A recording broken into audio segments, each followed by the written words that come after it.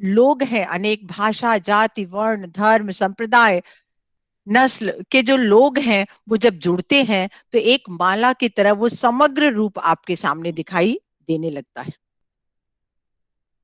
हमारी जो संस्कृति है उसकी धारा भी बहुत ही अविच्छिन्न रही है। यह धर्म, दर्शन और चिंतन प्रधान संस्कृति रही है। यहाँ धर्म का आशय कदापि हम केवल मजहब से नहीं लेते, केवल रिलीजियन से नहीं लेते, बल्कि भारतीय संस्कृति का यह जो धर्म है वो बहुत ही व्यापक है, उदार है और अनेक जीवन के सत्यों का पुंज, हम समूह भी उसे कह सकते हैं। हमारी इसी भारतीय संस्कृति का जो अन्य जो तत्व है वो है सहिष्णुता, जो और कहीं हमें नहीं प्राप्त होती। इस सहिष्णुता का तात्पर्य केवल सहनशीलता से ही नहीं लिया जा सकता, वरन गौरव पूर्ण, शांत, विशाल मनोभाव है, जो स्वकीय और परकीय से ऊपर और समष्टिवाचक है, सबको लेकर चलता है। अपने सुख को विस्तृत कर लो, जग को सुखी बनाओ। ये जो संदर्भ हमारे साहित्य में मिलता है, क्योंकि मैं साहित्य की विद्यार्थी हूं तो इतिहास को भी अभी लूंगी, लेकिन साहित्य के माध्यम से मैं अपने बात की जरूर पुष्टि करना चाहूंगी। हमारी संस्कृति एकांगी भी नहीं है, बल्कि वह सर्वागीण है। इसके सब जो पक्ष हैं बहुत समन्वित हैं, परिपक्व हैं, विकसित हैं और अपने आप में संपूर्ण हैं। इसमें कहीं भी कोई रिक्तता या शून्यता का भाव हमको दिखाई नहीं देता। अगर हम इतिहास की तरफ जाएं तो हम ये देखते हैं कि भारत में सदैव एक राजनीतिक एकता बनी रही है और दिखाई देती है। राष्ट्र व जो सम्राट हुआ करते थे वो महाराजाधिराज जैसी उपाधियां, दिग्विजय और अश्वमेध तथा राजसूय यज्ञ जैसी भारत की जो जागृत राजनीतिक एकता के द्योतक रहे हैं, ये सब हमें समग्र रूप में दिखाई देता है। जो समग्रता था, जो दिग्विजय होते थे या जो राजसूय यज्ञ होते थे, अश्वमेध यज्ञ होते थे, उसी के आधार पर एक समग्रता का बोध, एकता का बोध भी प्राप्त होता रहा। महाकाव्य काल रहा हो या महाभारत का समय रहा हो या मौर्य काल रहा हो या गुप्त काल रहा हो, गुप्त काल जिसे हम भारतीय इतिहास का स्वर्ण युग भी कहते हैं, और उसके बाद मुगल काल आया, में भी संपूर्ण भारत एक शक्तिशाली राजनीतिक इकाई के रूप में हमारे सामने आता है। यही कारण है कि हमारे देश के भीतर छोटे मोटे जो विवाद हैं, बड़े बड़े जो युद्ध और व्यापक उथल पुथल के बाद भी राजनीतिक एकता का सूत्र कभी भी खंडित नहीं हुआ। 500 वर्षों तक हम लोगों ने मुगलों का शासन झेला और लगभग 200 वर्षों से ज्यादा अंग्रेजों के अधीन रहे, लेकिन क्या हमारे देश की एकजुटता थी, हमारे देश की एकत्व की भावना थी कि जहां समग्र होकर हमने अपने देश के लिए स्वतंत्रता संग्राम में संलग्न होकर अपनी भारत माता को आजादी भी दिलाया है। हमारा इतिहास साक्षी है कि राजनीतिक एकता वाले देश पर विदेशी शक्तियां कभी भी निष्कंटक शासन नहीं कर सकी। ये एकजुटता की जो भावना है वो शायद कहीं ना कहीं हमारी संस्कृति हमें प्रबल रूप से अंदर ही अंदर प्रदान करती रही।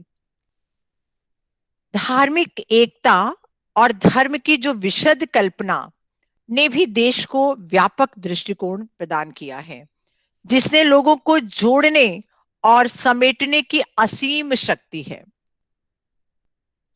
नानक, तुलसीदास, गौतम बुद्ध, महावीर सभी के लिए आदरणीय हैं, अभिनंदनीय हैं। देश के मंदिरों, मस्जिदों और गुरुद्वारों के समक्ष हम सब आस्था के साथ नतमस्तक होते हैं। तीर्थों तथा चारों धामों के प्रति भी जन जन की जो आस्था है वह इसी सांस्कृतिक एकता का मूल मंत्र है। अगर ऐसा न होता तो अगर हिंदू और मुसलमानों के बीच कोई अगर कभी वैमनस्य रहा होता तो हमारे कवि कभी ये न कहते, हमारे साहित्यकार कभी ये न कहते और भारतेंदु जी कभी न कहते कि इन मुसलमान हरिजनन पर कोटिन हिंदुन वारिये, यानी करोड़ों हिंदुओं को न्यौछावर किया जा सकता है। और इनकी जो आस्था है वह हमें कहीं ना कहीं हम सबके बीच एकत्व की भावना को रखती है। आप में से बहुत लोगों ने देखा होगा कि कुछ समय पहले बच्चे तो बहुत शायद ना देखे हो, लेकिन जो बड़े हैं उन्होंने ये देखा होगा कि टीवी पर कुछ समय पहले एक गीत आता था जिसमें तमाम फूलों के माध्यम से और तमाम बच्चों के माध्यम से ये गीत आता था कि हिंद देश के निवासी सभी जन एक हैं। हरिओम जी, आपने जरूर सुना होगा ये सब। नेशनल टीवी पे आता था, हम लोग जब छोटे थे तो हम लोग सुना करते थे। जी मैम। और बहुत अच्छा लगता था। हिंद जन हिंद देश के निवासी सभी जन एक हैं, रंग रूप वेश भाषा चाहे अनेक है, बेला गुलाब जूही चंपा चमेली, बेला गुलाब जूही चंपा चमेली, प्यारे प्यारे प्यारे फूल गूथे माला में एक हैं। ये बच्चों को बहुत अच्छा लगता था, हम लोगों को बहुत अच्छा लगता था और हम लोग बार बार इसको गाते थे, गुनगुनाते थे, तो ये लगता था। तो ये जो संवाद था कि हिंद देश के निवासी सभी जन एक हैं, या रंग रूप वेश भाषा चाहे अनेक है, बेला गुलाब जूही चंपा चमेली, प्यारे प्यारे फूल गुथे माला में एक है, ये कहीं ना कहीं हमें ये संवाद दिलाती थी कि चाहे जो भी पुष्प हो, चाहे जो भी जन है, जो उसकी सुरभि है, वो एक समग्र रूप से, आप बगीचे में जाते हैं तो नाक लगा के भले आप उसकी सुगंध ले, लेकिन पुष्पों का अपना एक जब समग्र रूप आता है, उसी तरह से हमारी भाषा, हमारे धर्म, हमारी संस्कृति सबको जोड़ते हुए चलती है। हमारे प्रधानमंत्री जी ने शायद हमारे देश में जो भारत सरकार ने ये कार्यक्रम शुरू किया है, ये नई पीढ़ी को उस भावना से जोड़ने के लिए है कि जो हमारी भावनाओं पर, हमारी एकता पर चोट पहुंचा रहे हैं, बच्चे ये जाने, हमारा समाज ये जाने, आज का नवयुवक ये जाने कि भारत विभिन्न भले हो, हम देखने में चाहे जैसे हो, जिस भी जाति के हो, जिस भी धर्म के हो, लेकिन हम सब भारतीय हैं। और ये जो एकता हमें हमारी संस्कृति सिखाती है, भौगोलिक सीमाओं के माध्यम से भी हम एक ही दिखाई देते हैं। भारतीय सभ्यता और संस्कृति की उन्नति में एक व्यक्ति ने नहीं, बल्कि नाना जातियों के लोगों ने, धर्मों के लोगों ने, संप्रदायों के लोगों ने अपना सहयोग दिया है, तब वह एक समग्र रूप में आपके सामने आती है, जिसके अंतर्गत ही मानव के द्वारा विकसित जो परंपराएं हैं, जो रीति रिवाज हैं, जो आचार विचार हैं, जो साहित्य है, जो धर्म है, जो कला है, अभी भदौरिया सर बात भी कर रहे थे, इन सब में संस्कृति हमारी समाविष्ट हो जाती है। और इसके माध्यम से हम देखते हैं कि एक नया व्यापक रूप समग्रता का हमारे सामने आता है, जिसमें हमारे त्योहारों का बहुत महत्वपूर्ण हाथ है। जो हमारे यहाँ पर्व मनाए जाते हैं, जो फेस्टिवल्स मनाए जाते हैं, जो त्योहार मनाए जाते हैं, अभी मैं एक एक को लूंगी कि किस तरह से एक ही त्योहार हमारे पूरे देश में किन किन रूपों से और किन किन रूपों में मनाया जाता है। हमारा देश गुजरात से अरुणाचल प्रदेश तक एवं कश्मीर से कन्याकुमारी तक एक विस्तृत भूखंड में फैला हुआ है। एक और हिम आच्छादित पहाड़ियां हैं, तो दूसरी ओर घने जंगलों से भरा हुआ प्रदेश भी है। एक और मरुस्थल है, तो दूसरी ओर विशाल उपजाऊ मैदान है। भाषा, पहनावा, खान पान सभी क्षेत्रीय विशेषताओं से युक्त हैं और ये हमारे देश की विशेषता है, विभिन्नता नहीं है। कल्पना कीजिए कि हमारे ही देश में एक तरफ बर्फ गिर रही है, एक तरफ 4 डिग्री 5 डिग्री 2 डिग्री ठंड है, और एक तरफ आप साउथ चले जाएं तो बड़ा सामान्य सा मौसम है। तो कहने का मतलब इन मौसमों के बीच भी रहते हुए हम ईस्ट वेस्ट साउथ नॉर्थ के बीच होते हुए भी हम सब एक रूप में हैं, और इन त्योहारों के माध्यम से भी हम अपनी बात को स्पष्ट कर सकते हैं। हमारे यहाँ हर त्योहार अपनी क्षेत्रीय, जो उसका क्षेत्र विशेष है, उस क्षेत्रीय विशेषताओं के साथ मनाया जाता है। और शायद त्योहारों का संबंध प्रकृति से और धर्म, शायद ही नहीं, हमें लगता है संभवतः त्योहारों का ज्यादातर संबंध प्रकृति से और धर्म से भी है। इसी के साथ हमारे कुछ जो त्योहार या पर्व राष्ट्रीय भी होते हैं और जो समाज के से जुड़े होते हैं, किसी राष्ट्रीय या राष्ट्र पुरुष या महापुरुष से जुड़े होने के कारण उनकी स्मृति में मनाए जाते हैं। भारत एक कृषि प्रधान देश है। अब अगर आप देखें तो अभी जनवरी का महीना बीता है, और जनवरी के महीने में ही हम एक सप्ताह, हम अगर एक तरफ मकर संक्रांति मनाते हैं, कुछ जगहों पर उसको खिचड़ी या मकर संक्रांति कहते हैं, साउथ में वो पोंगल के रूप में मनाया जाता है, ओणम के रूप में मनाया जाता है। तो ये तमाम जो है कृषि संपदा से जुड़े हुए जो हमारे क्षेत्र हैं, देश हैं, ये कहीं ना कहीं हमें उस रूप से जोड़ते हैं जहां हम अपनी विभिन्नताओं के बाद भी जुड़े रहते हैं। ओणम, पोंगल, मकर संक्रांति, खिचड़ी या तमाम रूपों से हम जब जुड़ते हैं तो कहीं ना कहीं वह कृषि प्रधान बात भी आती है, जो अगर पंजाब, हरियाणा और उत्तराखंड में मनाया जाता है तो साउथ में दूसरे ढंग से मनाया जाता है। चावल, नया चावल आता है तो उसके उपलक्ष्य में मनाया जाता है। तो कहीं ना कहीं उसमें भी एक जो वैभिन्न है उसमें जोड़ने की बात है। दूसरी त्योहार प्रमुख हमारे देश में है नवरात्र। मुख्य रूप से 4 माने जाते हैं साल भर में, लेकिन मुख्य रूप से 2 नवरात्रियां आती हैं। एक है शरद ऋतु में, जो आश्विन शुक्ल पक्ष से प्रारंभ होता है, प्रथमा से, और दूसरा वासंतीय, एक शारदीय नवरात्र होता है, दूसरा वासंतीय नवरात्र होता है।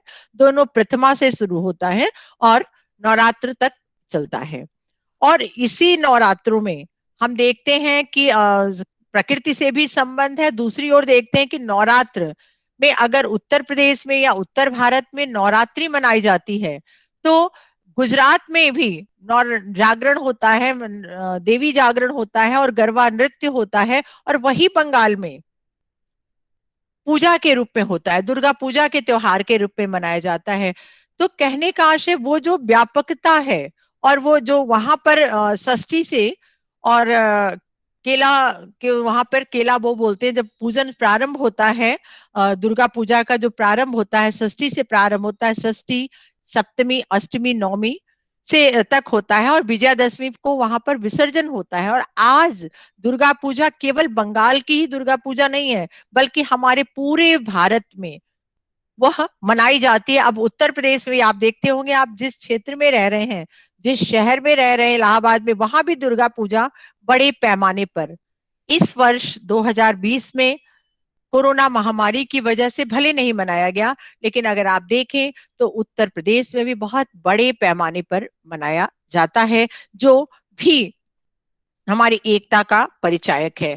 कहीं कहीं विजयादशमी के रूप में आप उसको मनाते हैं और कहीं दशहरा के रूप में मनाते हैं। तो चाहे विजयादशमी के रूप में मनाए, चाहे दशहरा के रूप में मनाए, चाहे नवरात्रि के रूप में मनाए, ये सब हम संपूर्ण भारत में समग्र उत्साह के साथ मनाते हैं। और अगर बंगाल में रहने के नाते मैंने देखा है कि दुर्गा की जो प्रतिमा है, इतने सुंदर पंडाल बनते हैं, इतनी सुंदर प्रतिमाएं होती हैं कि लगता है कि अभी अभी ये मिट्टी की प्रतिमा नहीं है, किसी वस्तु या धातु से बनी हुई प्रतिमा नहीं है, बल्कि ये अभी बोल पड़ेगी। और वहां पंडाल देखने के लिए केवल हिंदू नहीं जाते, केवल बंगाली ही नहीं जाते, वरन समग्र। हमारे तो कुछ फ्रेंड्स थे जो अन्य थे, कुछ पर्शियन थे, कुछ मुसलमान भी लड़कियां थी। वो सब जाते थे देखने की पंडाल, अरे अद्भुत कलाकारी है। आप वहां उस कला कौशल को देखने जाते हैं।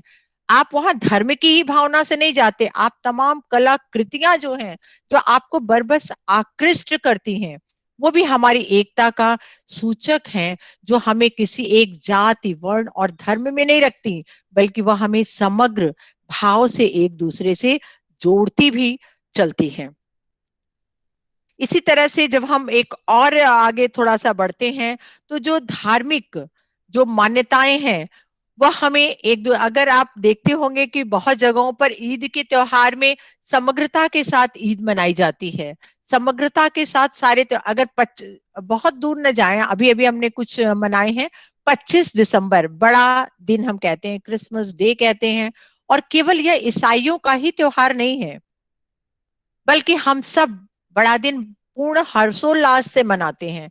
तो यह हमें जोड़ती है एक दूसरे से, कि नहीं, हम यहाँ जाति वर्ण धर्म में नहीं बटे हुए हैं, बल्कि हम सब एक ही भारत माता के संतान हैं, भारत माता के पुत्र हैं, और हम सब भारतीय हैं। हम किसी भी तरह से अलग वस्त्र पहन सकते हैं, अलग हम जाति के हो सकते हैं, अलग हम धर्म अपना सकते हैं, अलग हमारा खान पान हो सकता है, लेकिन हम सब एक दूसरे से जुड़े होते हैं। तो आप अभी तक हम ये जो देख रहे हैं कि त्योहारों में आपने देखा होगा कि जब पंजाब में और हरियाणा से जो जुड़े हुए लोग हैं, वो भी किन्हीं न किन्हीं रूपों में, जब आप लोहड़ी, उत्तरांचल के लोग जब लोहड़ी मनाते हैं, हरियाणा के लोग पंजाब, तो लोहड़ी में केवल पंजाबी समुदाय ही नहीं होता, वहां रहने वाले हर क्षेत्र के, हर राज्य के लोग भी उस त्योहार में उसी समग्रता के साथ, उसी उत्साह के साथ, उसी प्रेम के साथ, उसी सौहार्द के साथ जुड़ते हैं, जितना कि उस वर्ण के लोग या पंजाबी जिस भाव से जुड़ते हैं, या वहां के लोग जिस भाव से जुड़ते हैं, वैसे ही जुड़कर उसी उल्लास के साथ वह इस ऋतु परिवर्तन को पूरी तरह से जुड़कर मनाते हैं, जो हमें एक दूसरे से ही नहीं जोड़ती, बल्कि हमें एक दूसरे को अपनाने के लिए भी आतुर करती है, कि हम जो मनुष्य हैं और मनुष्यता का पर्याय लेकर चलते हैं, उस पर्याय में कहाँ, किस रूप में हम उसको देखते हैं और देखा जा सकता है। और यह हमारा देश ही है जो इन सब में एक भाव रखता है। और मुझे अचानक याद आया जब मुझे सर ने कहा, तो मुझे लगा कि दो लाइन इसमें जोड़ा जा सकता है, कि अपने मन से मैंने इसको जोड़ने की कोशिश की, कि अनेकता में एकता ही हमारी शान है, अनेकता में एकता ही हमारी शान है, इसीलिए तो हमारा देश भारत महान है। अनेकता में एकता ही हमारी शान है, इसीलिए तो हमारा देश भारत महान है और महनीय है। जवाहरलाल नेहरू ने संस्कृति के 4 अध्याय, दिनकर जी की किताब है, बहुत चर्चित किताब है और बहुत अच्छी किताब है।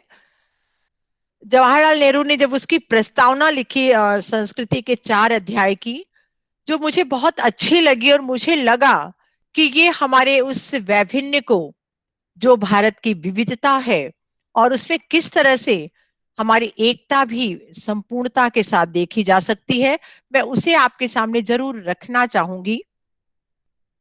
जवाहरलाल नेहरू, हमारे भूतपूर्व प्रथम प्रधानमंत्री ने जो लिखा, वो कोटेशन है उस पुस्तक से, संस्कृति के 4 अध्याय से।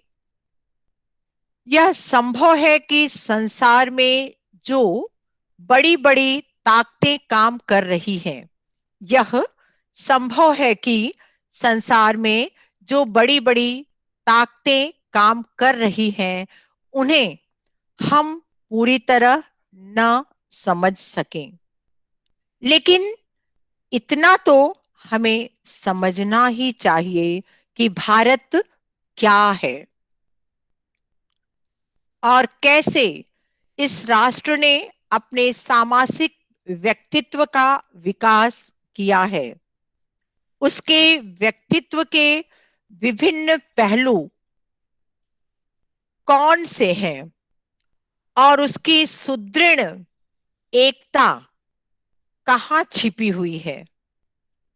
भारत में बसने वाली कोई भी जाति यह दावा नहीं कर सकती भारत के नहीं कर सकती कि भारत के समस्त मन और विचारों पर उसी का एकाधिकार है, यानी किसी एक का अधिकार उस पर नहीं है। भारत आज जो कुछ है उसकी रचना में भारतीय जनता के प्रत्येक भाग का योगदान है। यदि हम इस बुनियादी बात को नहीं समझ पाते तो फिर हम भारत को भी समझने में असमर्थ रहेंगे।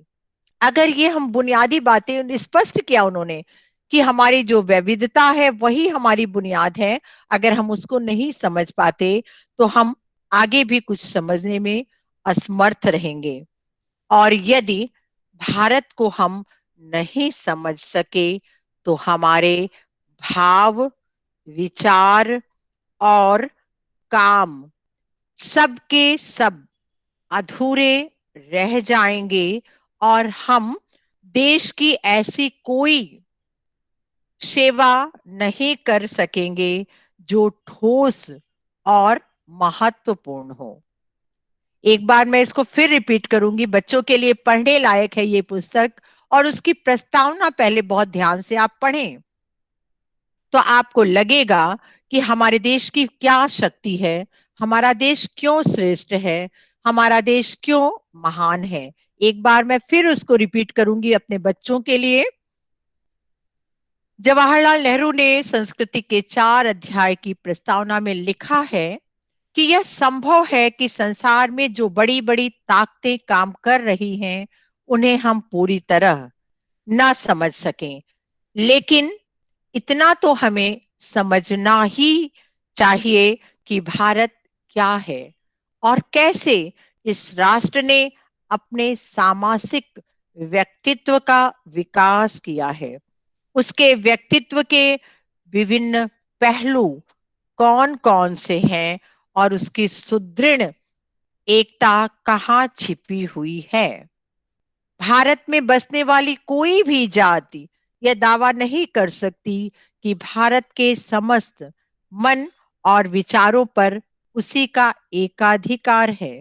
भारत आज जो कुछ है उसकी रचना में भारतीय जनता के प्रत्येक भाग का योगदान है। यदि हम इस बुनियादी बात को नहीं समझ सकते या नहीं समझ पाते तो फिर हम भारत को भी समझने में असमर्थ रहेंगे।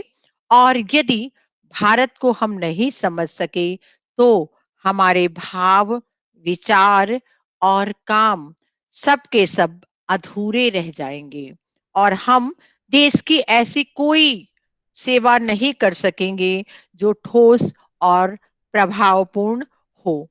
इस रूप में उन्होंने अपनी बात को लिखा था और मुझे ये भूमिका बहुत अच्छी लगती है, पुस्तक भी बहुत अच्छी है, आप इसको जरूर पढ़िए।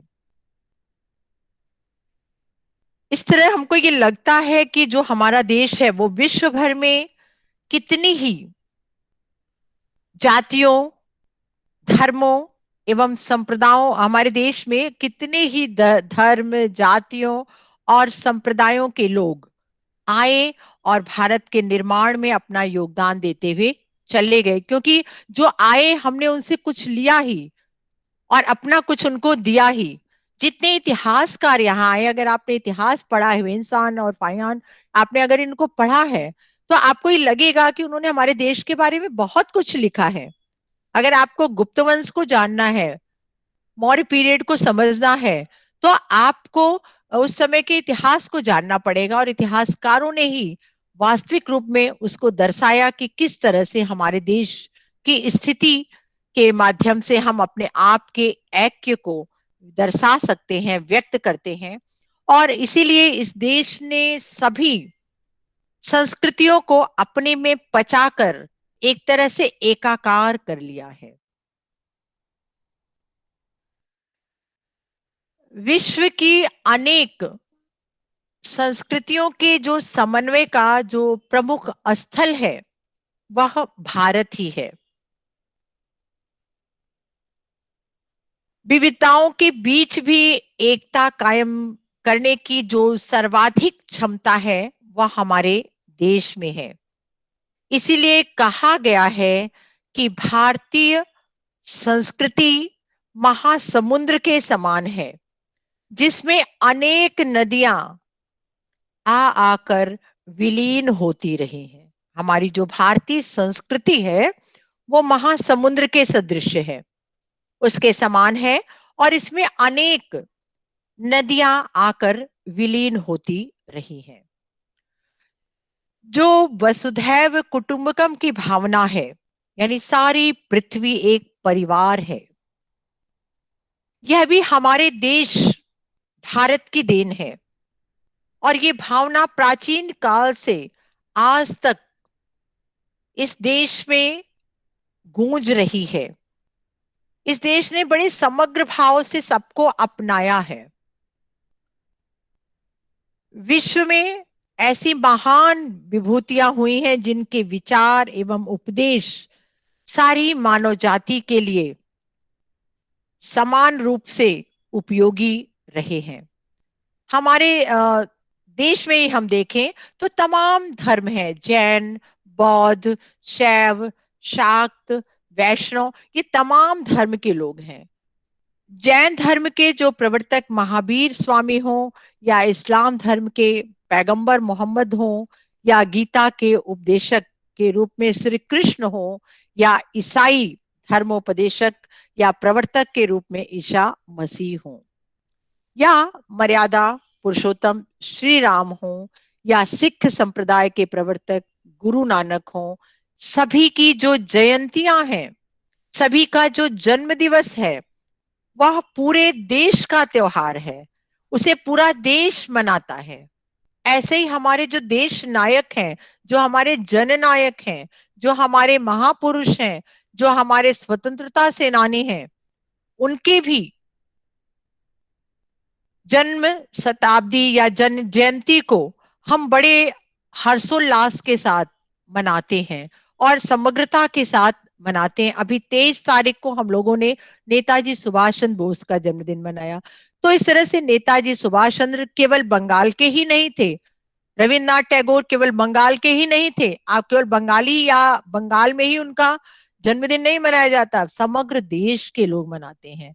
इसी तरह सरदार वल्लभ भाई पटेल को केवल गुजरात में ही नहीं मनाया जाता, बल्कि उनको समग्र रूप से सब लोग, अंबेडकर को उनके क्षेत्र में ही नहीं बल्कि समग्र देश, यानी जो हमारे जननायक हैं, जिन्होंने हमारे देश के लिए अपना सब कुछ न्यौछावर कर दिया। 2 अक्टूबर महात्मा गांधी का जो जन्मदिन है, वह भी एक नेशनल हॉलिडे के रूप में या राष्ट्रीय पर्व या त्योहार के रूप में हम मनाते हैं। वैसे ही हम गणतंत्र दिवस और स्वतंत्रता दिवस हम ये कहकर नहीं मनाते कि ये हिंदुओं का है, या ये मुसलमानों का है, या ये सिखों का है, या ये ईसाइयों का है, या ये ब्राह्मणों का है, या ये क्षत्रियों का है, या ये शूद्रों का है, या ये वैश्यों का है। हम सब इन सारे राष्ट्रीय जो त्योहार के रूप में है, उसे हम बड़ी समग्रता के साथ एकजुट होकर मनाते हैं, जो हमारी एकता को दर्शाता है। अभी अगर कुछ हो गया 26 जनवरी को तो कोई बात नहीं, लेकिन अब तक जब भी लाल किले पर झंडा फहराया गया तो सब एक साथ होकर फहराए हम लोगों ने। हमारे भारत के संविधान के अनुसार भी जाति, धर्म, लिंग, संप्रदाय के आधार पर न कोई छोटा है न कोई बड़ा है, और इसीलिए हम सब एकजुटता के भान से, एक समभाव से, एक प्रेम भाव से, एक मतलब आत्म भाव से या अपनत्व के भाव से इन सब के साथ शरीक होते हैं। अपनी विभिन्नताओं को लेकर, अपनी भाषाओं की विभिन्नताओं को लेकर कहा भी जाता है कि अगर हम अपनी अगर हम अपनी हिंदी भाषा को लें, और भाषा के विद्यार्थी होने के नाते, हिंदी के विद्यार्थी होने के नाते, तो कहा जाता है कोस कोस पर पानी बदले, ढाई कोस पर बानी।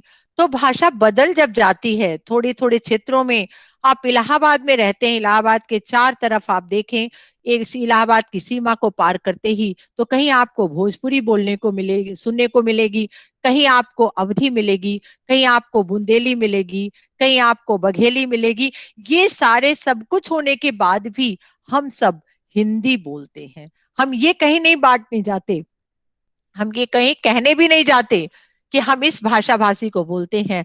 हम अपनी भाषा, मातृभाषा के साथ समग्र रूप से हिंदी के साथ जुड़े होते हैं, और वह हिंदी भाषा भाषी के रूप में हम उसको जोड़ते हैं। जब हम हिंदी बोल रहे होते हैं तो हम ये नहीं कहते, या अवधी बोल रहे होते हैं तब भी हम ये नहीं कहते कि एक मुसलमान अवधी बोल रहा है, एक दूसरे जाति का अवधी बोल रहा है। हम सब अवधी बोल रहे होते हैं, अवधी भाषी होते हैं।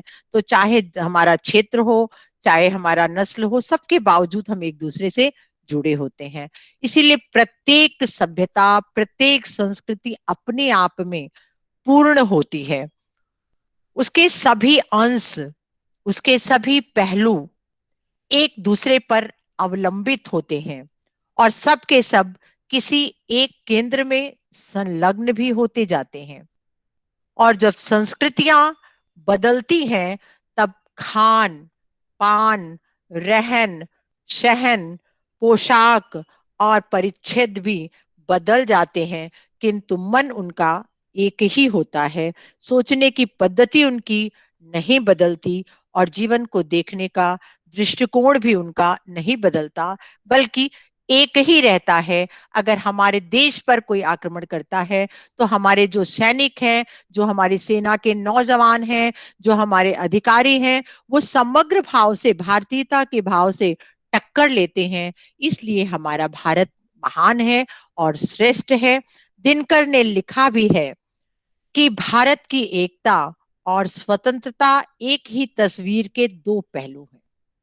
भारत की एकता और स्वतंत्रता एक ही तस्वीर के दो पहलू हैं।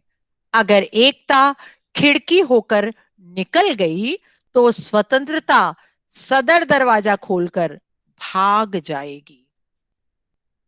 बहुत बड़ी बात उन्होंने लिखी अपनी पुस्तक के उपसंहार में। उन्होंने लिखा कि भारत की एकता और स्वतंत्रता दोनों की तस्वीर के दो पहलू हैं, एक ही तस्वीर के दो पहलू हैं, एकता और स्वतंत्रता। अगर एकता खिड़की होकर चली गई तो स्वतंत्रता सदर दरवाजा खोलकर भाग जाएगी। इसीलिए सभी भारतवासियों का पहला कर्तव्य यह है कि वे प्राणपण से अपनी राष्ट्रीय एकता की रक्षा करें, प्राणपण से अपनी राष्ट्रीय एकता की रक्षा करें। क्या बच्चे कुछ पूछना भी चाहेंगे, या जैसा बताएं? और समय हो तो जैसा समय देख लीजिए, जैसा कहिए, अगर बढ़ाना हो तो थोड़ा बात कर सकते हैं। मुझे लगा कि किसी का कोई प्रश्न अगर मैडम से पूछना चाहते हैं इस संदर्भ में तो सभी का स्वागत है, नहीं तो हम कार्यक्रम को आगे बढ़ाएं। स्वागत है सभी का।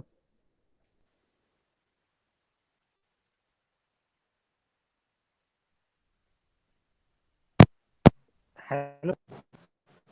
हाँ, हेलो आशीष। हमारे देश में हाँ, देखा जाता है, देखा जा रहा हाँ है कि जो हमारी एकता है, ये एकता का द्योतक है।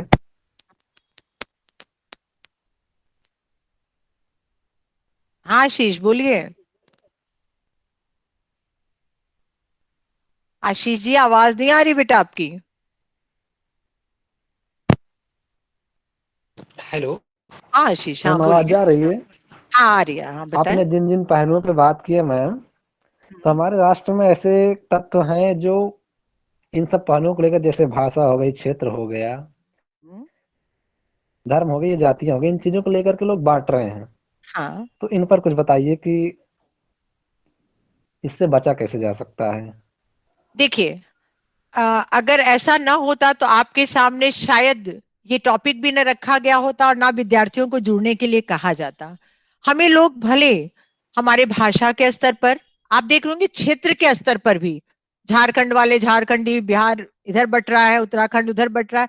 आपको जाति के स्तर पर, भाषा के स्तर पर, क्षेत्र के स्तर पर, संप्रदाय के स्तर पर अगर कोई भड़का रहा है तो आपको ये समझना होगा कि एकता तो ठीक है, चलो ठीक है, आप मानते हैं कि हमारा समाज है, हमारी जाति के लोग हैं, एक है, लेकिन जब अखंडता की बात आती है, जब अपने पूरे देश की बात आती है, समग्रता की जब बात आती है, तो वहां पे एकजुटता होनी चाहिए। अगर हम क्षेत्र के स्तर पर बट गए कि नहीं भैया हम तो उत्तर प्रदेश के हैं, भले वहां पर कारगिल में युद्ध हो रहा है तो हमें क्या फर्क पड़ता है, कोई भी देश में चीनी उधर से घुस आए और उधर से नेपाल से घुस आए, कहीं से भी कोई घुस आए, लेकिन हम तो भैया उत्तर प्रदेश में एकदम बीच में है, मध्य प्रदेश में बीच में, हम सुरक्षित हैं।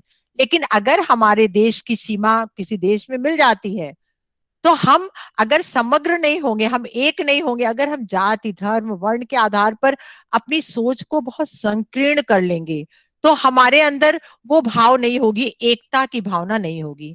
और एकता में बहुत बल है। जैसे मान लीजिए आपके हाथ में 5 अंगुलियां हैं, एक अंगुली से आप क्या करेंगे, अंगूठा दिखाएंगे, फिर एक उंगली से आप इशारा करेंगे, 2 से यूं करेंगे, 3 से यूं करेंगे, 4 से आप एक एक संकेत, चाहे अनामिका हो, कनिष्ठा हो, मध्यमा हो, आप संकेत करेंगे। लेकिन जब ये पांचों अंगुलियां मुट्ठी बन जाती हैं तो सामने वाले की खैर नहीं। इस मुट्ठी से जब जी आप मैम। वार करते हैं तो शायद सामने वाला धराशायी होता है। एक दो दिखाने से कुछ नहीं होगा, आप विन कर जाएं, आप यूं दिखाएं, आप यूं दिखाएं, आप यूं दिखाएं, ये सब संकेत हैं आपके भाषा के सांकेतिक। लेकिन मुट्ठी में जो ताकत है, वही ताकत, मैंने अभी कहा कि जब हम अलग अलग लोग एक हो जाते हैं तो हमारे साथ एक भाव आता है कि अरे हम तो विभिन्न भाषाओं को जानते हैं। इसीलिए आपको अन्य भाषाएं भी जाननी चाहिए। आप अगर तमिल जाते हैं तो आपको तमिल सीखने, तमिलनाडु जाते हैं तो आपको भाषा बोलनी होती है, आपकी भाषा वहां पे लोगों को हिंदी आती है लेकिन आपको तमिल नहीं आती, लेकिन आप कहीं जा रहे हैं तो आप सीखिए उस भाषा को कि कैसे आप कम्युनिकेट करेंगे। और जब आप कम्युनिकेट, क्योंकि भाषा वह माध्यम है जो किसी को अपना बना लेती है, वाणी वो माध्यम है जी जो मैम। किसी को बना लेती है। इसीलिए आप कहते हैं ना, वाणी ऐसा बोलिए मन का आपा खोए, औरन को शीतल करे आपो शीतल होए। तो जब आप इस स्तर पर जुड़ जाते हैं तो जब हम बहुत अपनी सोच संकीर्ण रखेंगे तभी हम आपस में बटेंगे। और अगर बेटा सोच हम व्यापक रखेंगे तो हमें सब अपने लगेंगे, सब अपने बेटे लगेंगे, सब अपने भाई लगेंगे, सब अपने आसपास के लगेंगे, कोई हमको पराया नहीं रहेगा। और ये सोच अगर हम लेकर चलते हैं तभी हम आगे बढ़ सकते हैं। अन्यथा संकीर्णता हमें बांध लेती है। हम सोच लेंगे ना मेरी ये सीमा है, हमको इससे आगे तो नहीं जाना है, हमको भाई केवल हनुमान जी की पूजा करना है, हमको तो और देवी देवता की पूजा नहीं करनी है, हमको तो मजार में नहीं जाना। तो हम बहुत संक्षिप्त हो जाएंगे, हम बहुत संकीर्ण हो जाएंगे, हम आगे नहीं बढ़ पाएंगे। और फिर अपने देश की तो बात हम कर ही नहीं सकते। पहले आप अपने परिवार की बात करें, फिर अपने कुटुंब की बात करें, फिर अपने गांव की बात करें, फिर अपने समाज की बात करें, फिर अपने राज्य की बात करें, तब आप देश और राष्ट्र की बात कर पाएंगे। ठीक है बेटा? जी ma'am, thank you ma'am. Thank you बेटा। और किसी का कोई प्रश्न? तो अब हम कार्यक्रम को आगे बढ़ाते हैं। अगर किसी का कोई प्रश्न हो तो टेक्स्ट कर दें। धन्यवाद मैम, आपने बड़े ही थैंक यू। रोचक रोचक शब्दों में अपनी बात रखी। आपने हमारे बचपन का गीत हमें याद दिलाया और वो हमने मुझे याद। अभी तक याद है चूंकि जी, आपने त्योहारों के माध्यम से कश्मीर से लेकर कन्याकुमारी तक सारी बातें हमारे सामने रखी। आपने मकर संक्रांति के विशेष त्योहारों को भी, हमें कहीं ओणम कहा जाता है, कहीं खिचड़ी, इसके बारे में हमें बताया। आपने भारत की विविधता और एकता विषय पर अपनी बात रखते हुए हमें एकता का पाठ पढ़ाया। धन्यवाद मैम आपका। अगर हमारे साथ कार्यक्रम के जो हमारे संयोजक हैं और हमारे नोडल अधिकारी हैं, प्रोफेसर अजय जेटली सर जुड़े हुए हैं, तो मैं सर का स्वागत करता हूं। हमारे साथ शायद जेटली सर नहीं है, किसी कारण से दूर धन्यवाद मैम जी। Thank you. जुड़ नहीं पाए हैं, तो मैं कार्यक्रम के जो हमारे संयोजक हैं और नोडल अधिकारी हैं प्रोफेसर संतोष भदौरिया, उनको मैं पुनः आमंत्रण करता हूं कि सर आए और कुछ शब्द हमारे लिए, बच्चों के लिए। सर आपका स्वागत है। सर्वप्रथम तो मैं बहुत आभार व्यक्त करता हूँ डॉक्टर सरोज सिंह जी का, और मुझे ये बात कहते हुए बहुत अच्छा लग रहा है कि इतने कम समय में, कुछ घंटों में ही सरोज जी ने तैयारी के साथ अपनी बात इतने बड़े व्यापक फलक को, वो भाषा का सवाल हो, संस्कृति का हो, बोली बानी का हो, वेशभूषा का हो, साहित्य, इतिहास, संस्कृति, कला,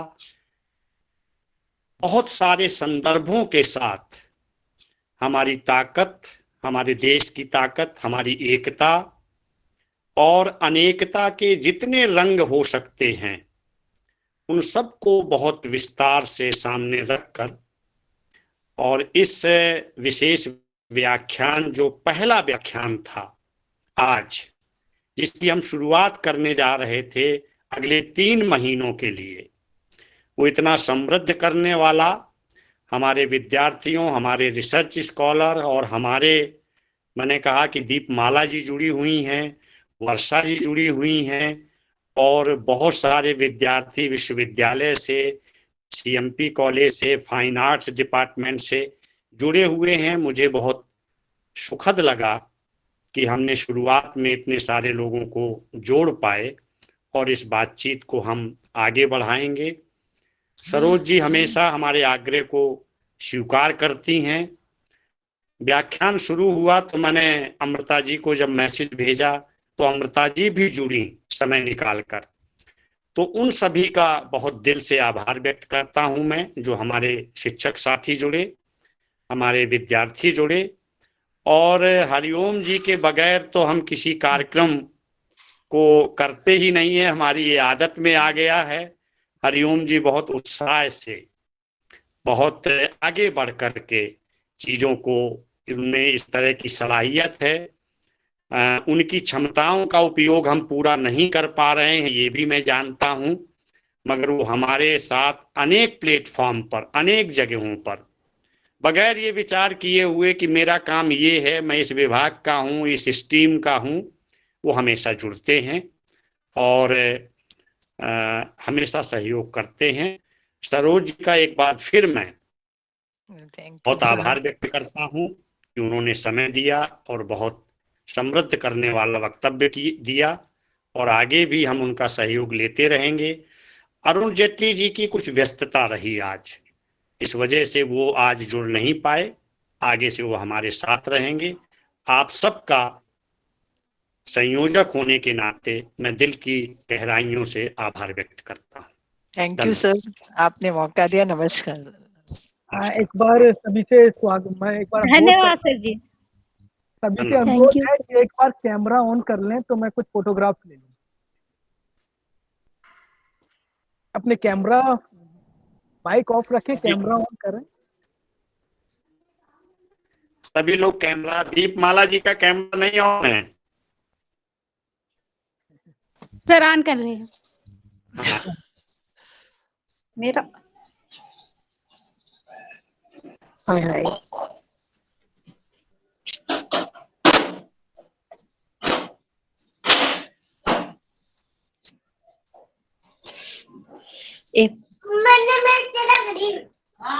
नमस्कार। ये आवाज भी जरूरी थी बीच में। चलिए सर, कार्यक्रम को हम आगे बढ़ाते हैं और समाप्ति की ओर बढ़ते हैं। मैं इस अवसर पर, आज का जो कार्यक्रम हमारा हुआ उसके अवसर पर, मैं माननीय कुलपति महोदय, हमारे कुलसचिव महोदय और इस कार्यक्रम के हमारे जो संयोजक हैं आदरणीय प्रोफेसर संतोष भदौरिया सर, आदरणीय प्रोफेसर अजय जेटली सर, और सभी का मैं आभार और धन्यवाद प्रकट करता हूं कि उन्होंने मुझे इस लायक समझा कि मैं इस कार्यक्रम का संचालन कर सकूं। सभी का बहुत बहुत धन्यवाद। धन्यवाद सर, नमस्कार। हरिओम जी सर, धन्यवाद। और सभी को नमस्कार। आगे भी हम आगे के कार्यक्रमों में ऐसे ही जुड़ते रहेंगे। सभी को प्रणाम मैम। प्रणाम मैम। धन्यवाद। प्रणाम मैम। हाँ नमस्ते सर, नमस्कार सभी को, नमस्कार, धन्यवाद इतनी शांति से सबने सुना। नमस्ते। नमस्ते पूनम मैम। नमस्ते बेटा। प्रणाम मैम। नमस्ते मैम। नमस्ते मैम। श्रोताओं सभी को धन्यवाद पुनः। मैं हंस रही हूँ, पुनः हंस रही हूँ। नमस्ते पुनः। kita chiare gain hai non mi puedo seguir hasta gain करना मैं कहे हुई है तो हाल में तो हाईलाइट की थी। हाँ तो मैं इतना हाईलाइट कही जाता रहा।